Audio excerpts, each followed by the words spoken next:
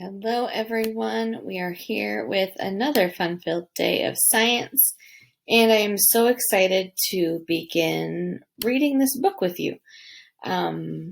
Just realized I accidentally started this like it's a brand new day, but it's not. We've already done our intro. But for right now, I'm going to try reading to you like this. I have our story for today pulled up here next to me. And I have it like this today so that you can read it along with me if you want to, okay? Go ahead and pause the video if you need to either stop and read something or read something again, or if you need to back it up, okay? Now I'll give you a moment to do that now in case you want to read this first part on the page where my mouse is now. We've already read that, so I'm not going to read it to you again, okay? It's why a model. We've already read that. That talked about why people build models and why they're important or why they serve a purpose as scientists, okay? I'm going to start reading to you down here where it says studying the stars. It says some of the best documented conceptual models were created to explain our solar system. The first humans looked up into the sky and saw the sun. At night, the stars and the moon glowed overhead. People wanted to explain what these objects were and why they moved across the sky. They wanted models to explain their world. And the caption on the picture says, an early astronomer studies the night sky. Some of the early astronomical models were religious. Ancient Greeks called the sun a god named Helios. In Egypt, the sun was the god Ra. In the world model developed in ancient India, gods lived on a high mountain to the north, and the sun always shone there. The planets moved because they were pushed by a holy wind. Religion and science often worked together in ancient times. Priests were among the first astronomers. They studied the movements of the moon and the stars to create calendars. The ancients knew the changes of the moon, from full to quarter to new, and marked the passing of the time by these phases. Simple tools helped ancient people develop better models of the solar system. The Babylonians used a tool called a gnomon. This rod was used to measure the lengths of the shadows. The shortest shadows came on the longest day of the year, the summer solstice. The longest shadows came on the shortest day, the winter solstice. Of course, the gnomon wasn't very useful on a cloudy day or at night, but any tool can be useful if it adds new information to a model. Changing a lasting model. The most famous ancient astronomer was a Greek named Ptolemy. This mathematician and scientist lived in the 2nd century. Like other astronomers of the time, Ptolemy thought the Earth was the center of the universe. The moon, the sun, and the planets moved around the Earth in huge circles. Ptolemy recorded the ideas of the great Greek astronomers before him and added new observations about the stars. His book, the Almagest, was Europe's major text on astronomy for almost 1,500 years. Ptolemy's model for describing the universe was sometimes called the Ptolemaic system. No scientist seriously challenged the idea that the Earth was at the center of the universe until the 16th century. Then Nicolaus Copernicus, who was alive from 1473 to 1543, conceived a new model of the universe. Copernicus was a Polish astronomer who also studied law and medicine. Using math and the astronomical tools of his day, Copernicus studied the movements of the sun and stars. He concluded that the sun was at the center of the universe. The Earth and other planets and the stars revolved around it. In today's model of the universe, we know the sun is a star at the center of our solar system. The universe has other stars and probably other solar systems.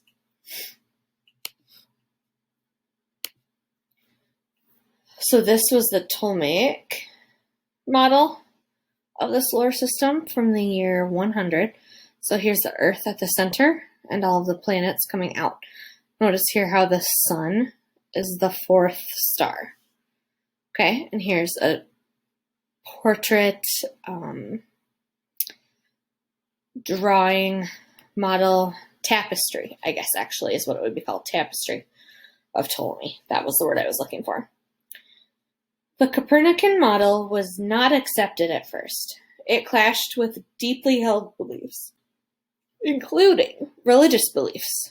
But over time, other scientists agreed that this new model of the universe was right. They also added to Copernicus's ideas. One later model of the universe said it is infinite. This means it stretches on forever. Copernicus, like Ptolemy before him, thought the universe did have a definite end.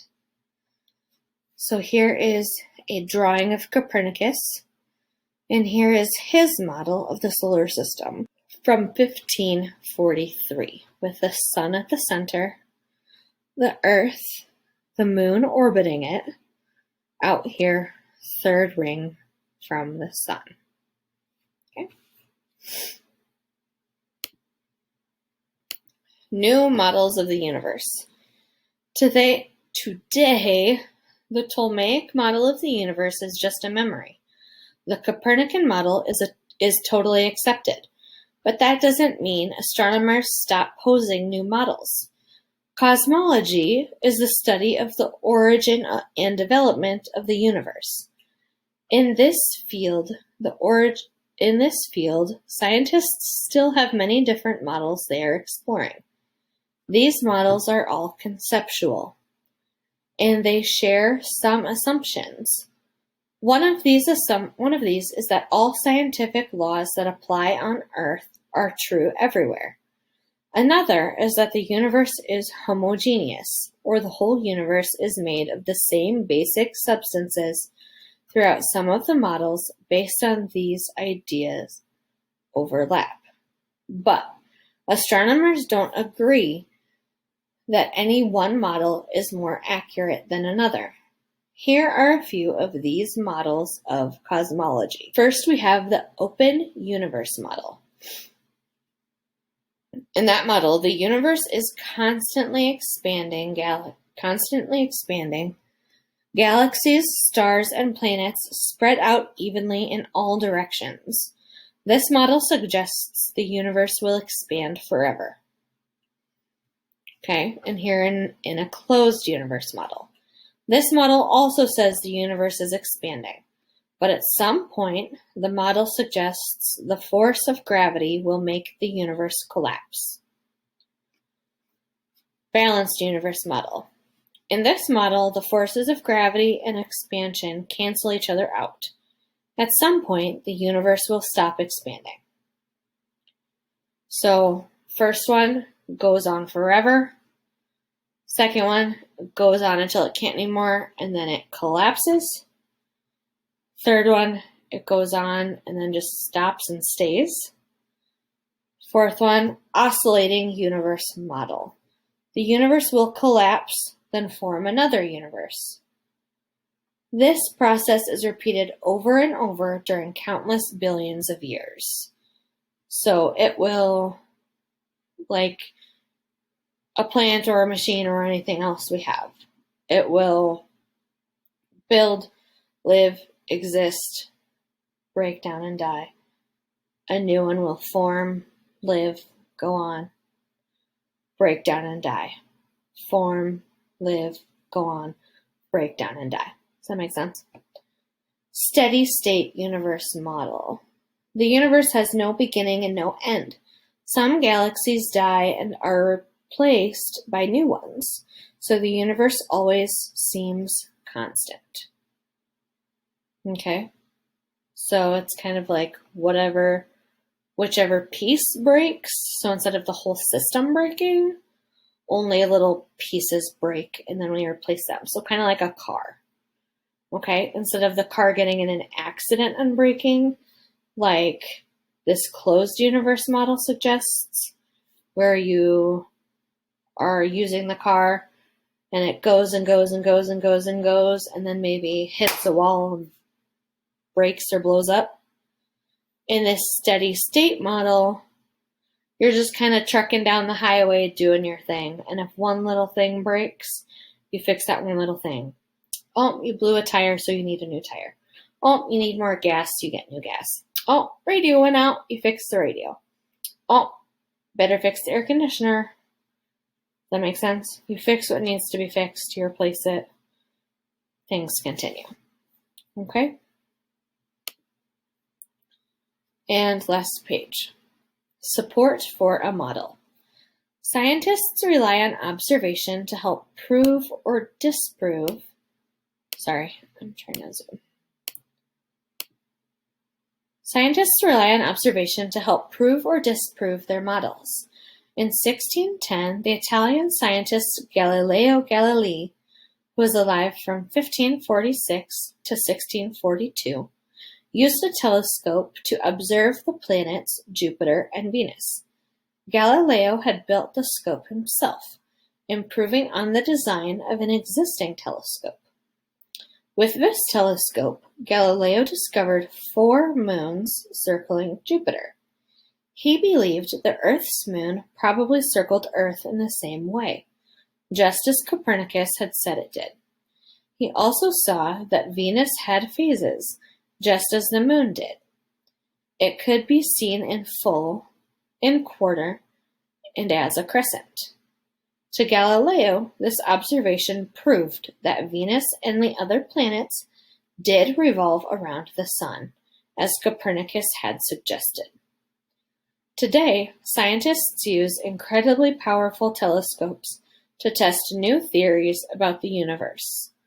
One of these telescopes is actually traveling in space. The Hubble Space Telescope sends back images of regions of the universe that cannot be seen clearly from the Earth's surface. And that's what this is here. This is the Hubble Space Telescope. Okay. So what Galileo Galilei did, I think that's one of the funnest names ever, what he was able to do is observe something that Copernicus wasn't able to do years and years earlier because the technology wasn't available. Okay. And in science, that's why we keep developing new models so that we can continue learning, exploring, and discovering new incredible parts of our universe. Okay? I hope this was exciting to you in some way and that you learned a little bit about models and why it's important for us to have them. And I hope it inspires you to begin developing your model also. Okay? Have a great day, everyone.